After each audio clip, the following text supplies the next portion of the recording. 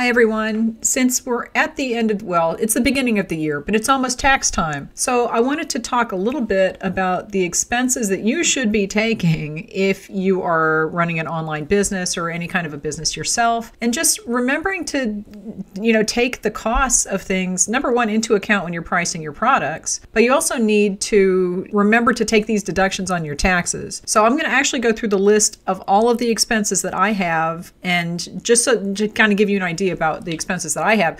Yours might be different, but you need to make sure that you're taking all of this into account if you do have these expenses or other ones. All right, so the first one that I have is advertising. Okay, now if you're on Etsy, Etsy ads are going to be an expense, and it does tell you that in your monthly statements. So make sure that you're taking the cost of ads as an expense, because that goes against your profits, and you're not going to be making as much money if you are paying for ads. I have a section called affiliate and royalties because I do pay people throughout the year to do things for me. So if I have for example, I have a couple of classes in my eShop program that I pay people royalties on because they made that for me. And every year I pay them a royalty based on how many people signed up for the program. So I have that. I also pay some people to do some other stuff. That's an expense, and I have to take that off of my taxes. Then we have bank and credit card fees. Luckily, I didn't pay any this year because I don't want to pay the bank and credit card fees. I pay my balance off every month, but if you do pay them, you need to take those off on your taxes. Then there's costs for cell phones and internet. That's a monthly thing. Classes and education or blog expenses. That's one of my categories. And if you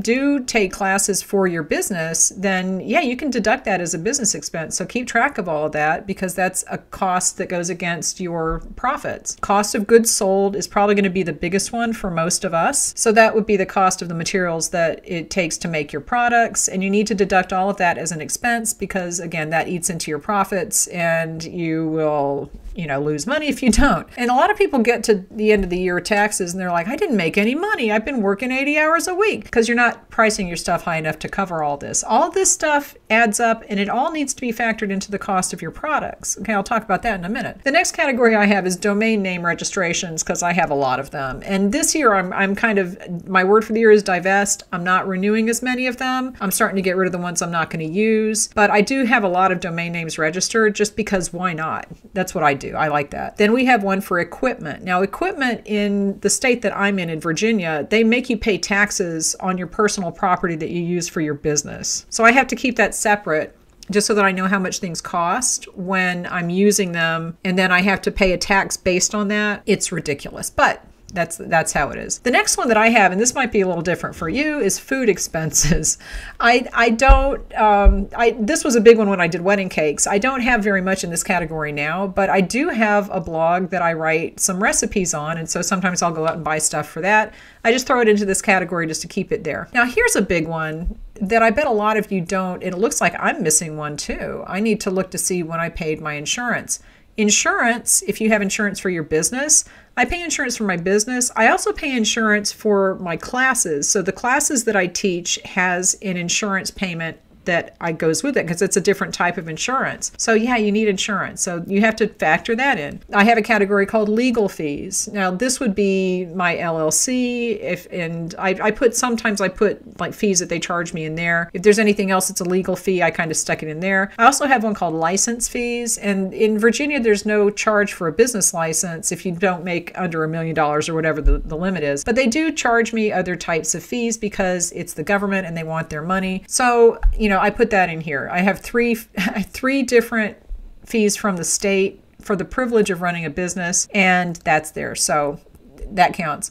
Then I have a category for mileage, which is really, it's a deduction, it's an expense. You have to keep track of your mileage going to and from the post office. If you have a business, if you have to go shopping to get stuff for your business, then that's mileage. I also have a category called non-food expenses, which would be kind of a bridge between equipment and food. And that's, again, this is something that I use more when I did wedding cakes, but I just kind of as a carryover from there, but it counts. Big one for me, office supplies. I also have one called other expenses, where if I can't figure out where to put something, I just throw it in here because I do want to make sure that I deduct it, but it might not fit into a specific category. Then we have PayPal fees. We have Stripe fees for credit card processing, postage fees if I have to buy postage separately from, now postage fees, I actually have all my SHPO charges in there, so that's a lot. I pay a lot for postage. Wow. I add that up. I'm like, wow. There's one for refunds that I have to process myself if it's too late and I can't run it through Etsy or something like that. Shipping supplies, software, sales tax paid. I just keep that track of that in this spreadsheet. Also my estimated taxes and stuff. That's not really an expense, but I just keep it, tracked in here.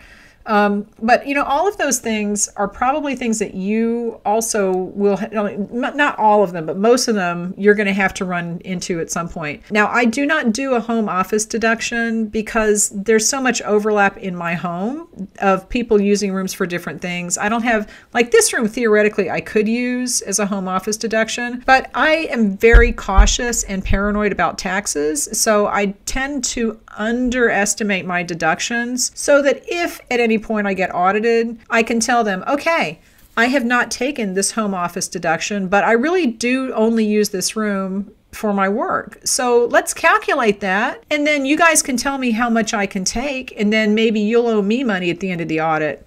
That would be good.